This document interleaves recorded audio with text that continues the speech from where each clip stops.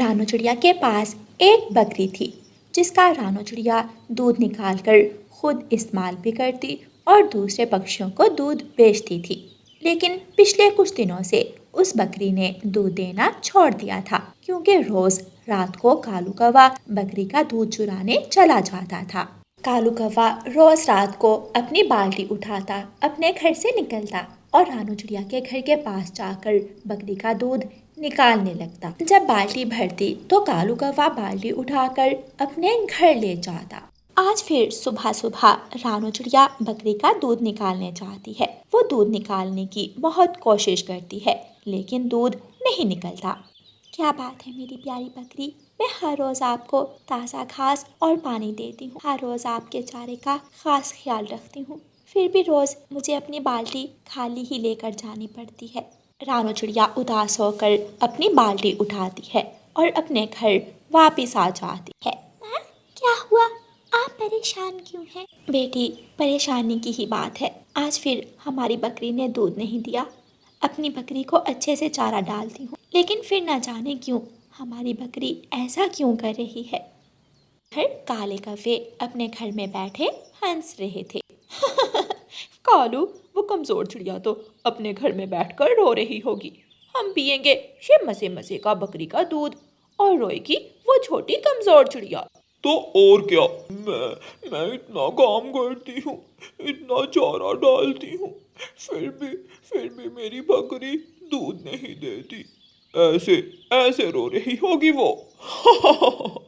दोनों कालू कौवा और गोरी कौवी रानू चिड़िया का मजाक उड़ाकर खूब हंसते हैं।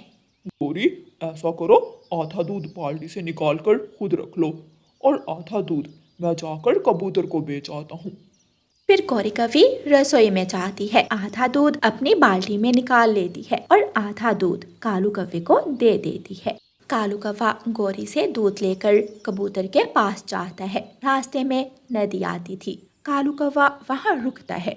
इस दूध में पानी मिला देता हूँ, दूध भी ज्यादा हो जाएगा और मुनाफा भी दुगना होगा। वाह रे कालू, तू कितना चालाक है। फिर कालू कौवा नदी से पानी निकालता है और अपने दूध में डालता है। फिर कालू कौवा वो पानी वाला दूध लेकर कबूतर की चाय की दुकान पर जाता है। कालू कव्वे, ये दूध आज इतना पतला क्यों लग रहा है? कहाँ कहाँ पतला है? लगता है कबूतर तुम बूढ़े हो गए हो। चश्मा लगवा लो, इतना खालिश दूध तो है। लेना है तो लो, वरना मैं किसी और को बेच आता हूँ। अच्छा, बुरा क्यों मना रहे हो? लेता हूँ दूध। फिर कालू कौवा कबूतर को दूध बेचता है और उन पैसों से घर के लिए राशन लेने चला जाता है। कालू कौवा तोते की राशन की दुकान पर जाता है। कौवे, क्या बात है, आज बड़े पैसे हैं तुम्हारे पास।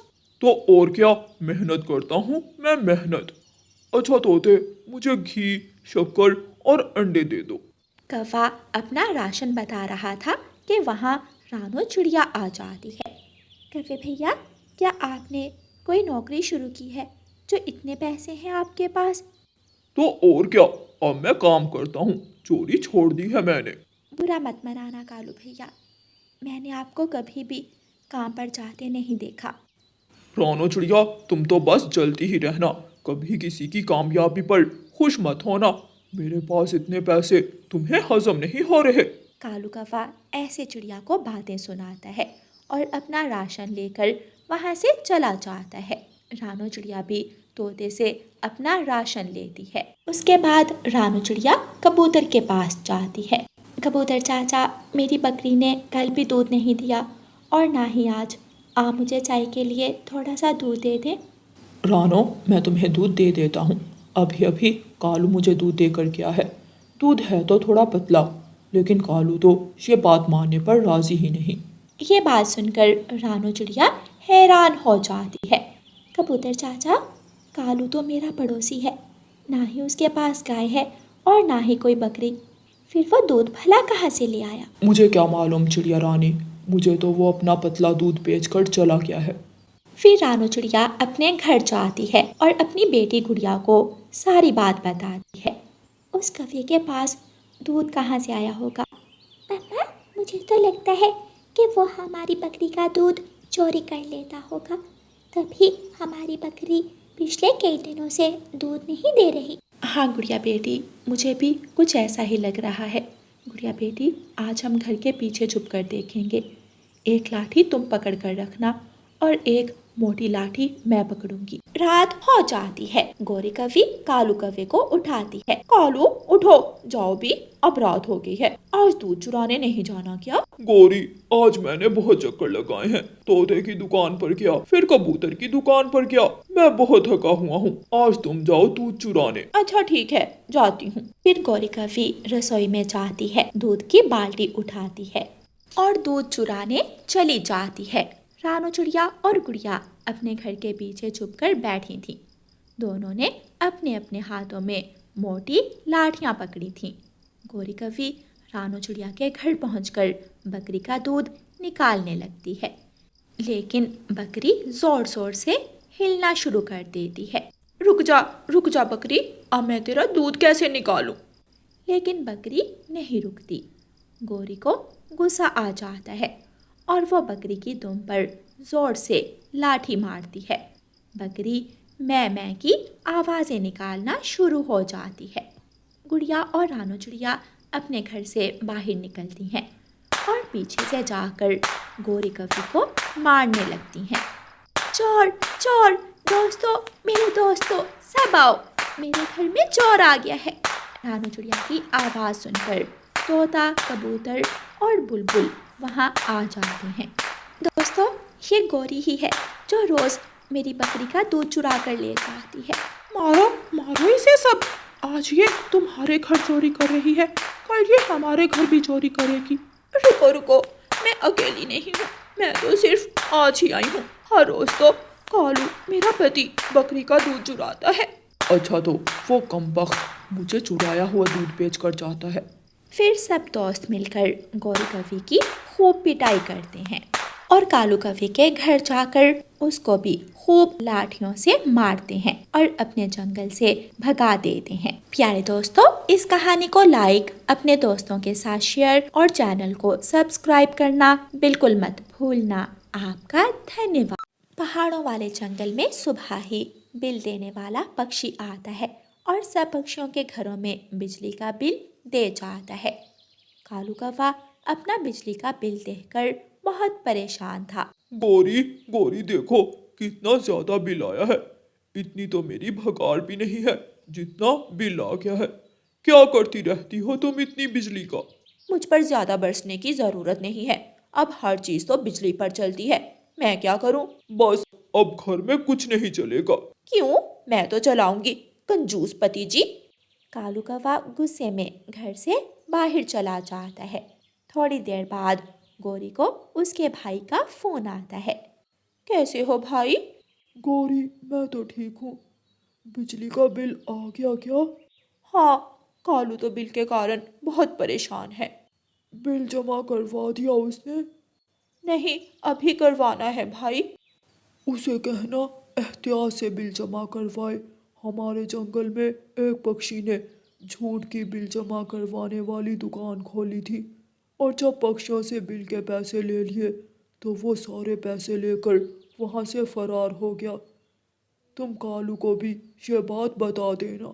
ठीक है भाई, मैं बता दूंगी। गौरी कवि फोन रखती है और रसोई में खाना पकाने चली जाती है।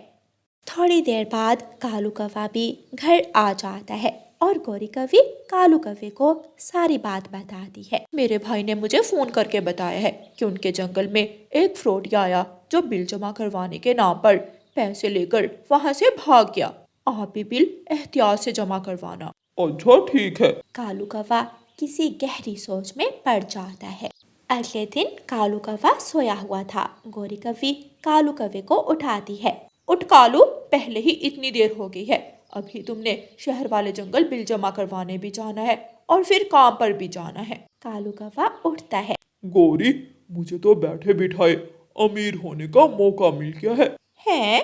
वो कैसे? गौरी, हम भी पक्षियों से बिल जमा करवाने के बहाने पैसे लेंगे और इस तरह हमारे पास बहुत सारे पैसे आ जाएंगे। लेकिन कालू, अगले महीने तो उन सबको पता चल जाएगा, फिर वो हमें छोड़ेंगे नहीं। अरे, हमने कौन सा पैसे लेकर इसी जंगल में रहना है। हम पैसे लेकर यहाँ से भाग जाएंगे किसी दूसरे जंगल। वहाँ तो ये हमें पकड़ नहीं सकते। हाँ फिर ठीक है।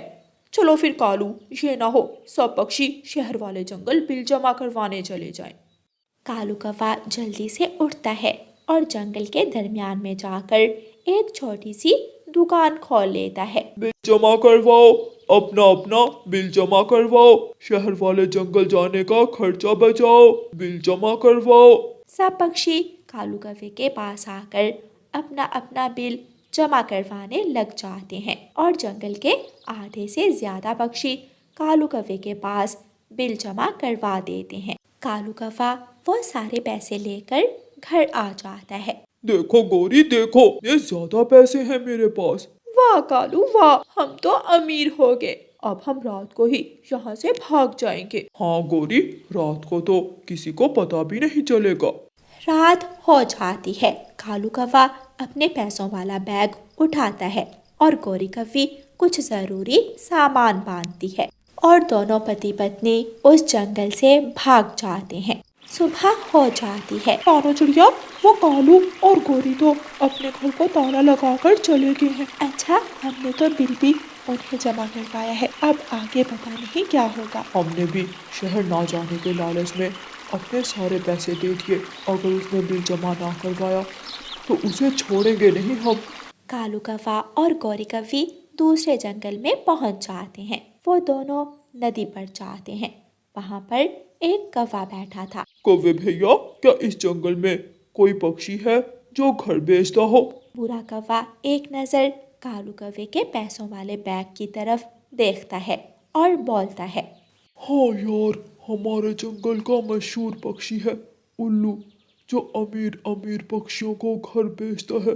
तुम दोनों भी शक्ल से अमीर ही लगते हो। हाँ हाँ, हम तो बहुत ज्यादा अमीर हैं, ढेर सारे पैसे हैं हमारे पास। चलो, मैं तुम्हें उल्लू के पास लेकर जाता हूँ। बुरा कौवा कालू कौवे और गौरी कौवी को अपने साथ लेकर उल्लू के पास जाता है। अच्छा, तो तुम दोनों यहाँ एक बड़ा सा घर लेने आए हो। एक घर है जो बहुत महंगा है और बहुत सुंदर भी, वही दिखा दूँ? हाँ हाँ उल्लू जी, हम बड़ा घर ही खरीदेंगे, तुम हमें वही घर दिखा दो।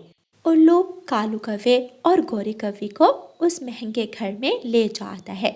वो घर बहुत बड़ा था। ये घर तो सच में बहुत प्यारा है। कालू जी, हम यही घर खरीदेंगे। ये घर 5 लाख का है। सोच लो। सोच लिया उल्लू जी, हम यही घर लेंगे। कालू कौवा उल्लू और बुरे कौवे को पैसों वाला बैग पकड़ा देता है और वो घर खरीद लेता है। पूरा महीना कालू कौवा और गौरी कौवी उस घर में गुजारते हैं और फिर महीना खत्म हो जाता है। सब पक्षियों के घर फिर से बिल आते हैं, लेकिन इस बार बिल डबल था। 20,000 रुपए, इतना ज्यादा बिल। मम्मा, नीचे देखें, नीचे लिखा हुआ है कि पिछली बार का बिल जमा नहीं करवाया, इसलिए इस बार बिल डबल आया है। वो दुष्ट कौवा और कौवी हमें लूट कर भागे। आइंदा मैं कभी किसी को बिल के पैसे नहीं दूंगी। पति जी, इस बार बिल ज्यादा आया है और पिछली बार का बिल भी आपने जमा नहीं करवाया। करवाया था हरियाली, मैंने पैसे उस कालू कौवे को दिए थे, वो हमारे साथ धोखा कर गया। मैं उसे छोड़ूंगा नहीं, उसने हमारे साथ धोखा किया है, उसके खुद के साथ भी कभी अच्छा नहीं होगा। उधर कालू कौवा और गौरी कौवी अपने घर में बैठे हंस रहे थे। गौरी, अब तक तो पक्षियों को नया बिल मिल गया होगा। अब उन सब के मुंह देखने लायक होंगे। कालू जी, कितना मजा आया उन सबको धोखा देने में।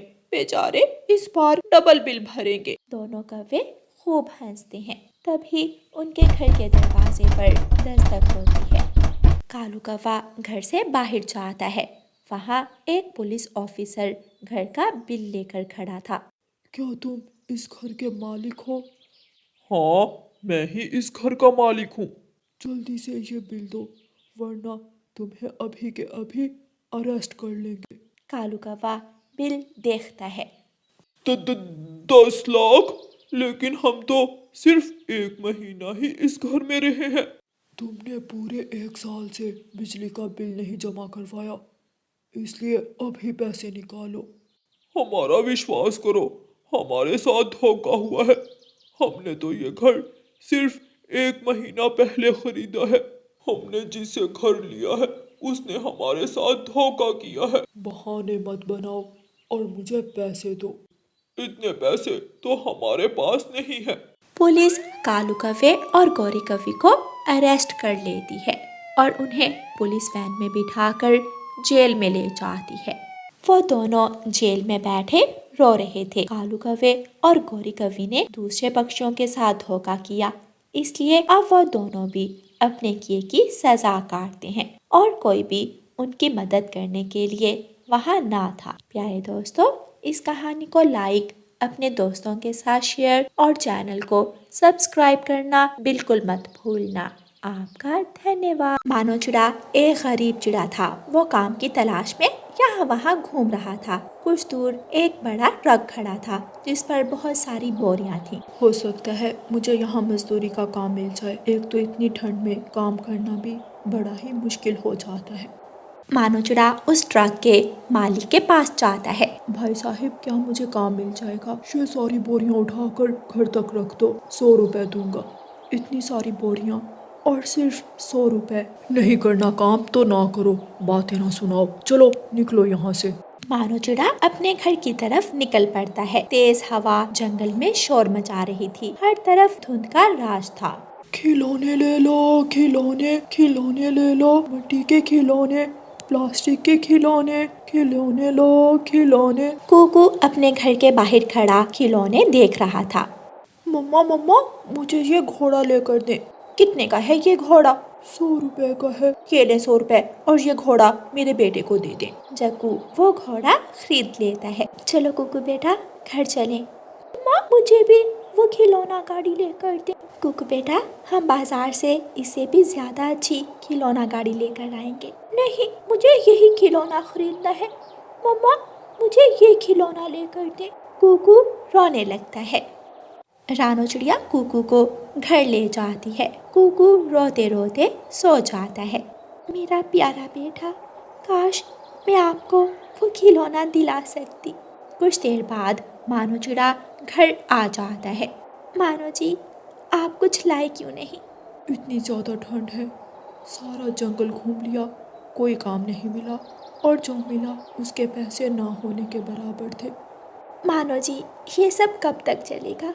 ये बातें हम समझ सकते हैं, मगर कुकू तो अभी बच्चा है, वो ये सब नहीं समझता।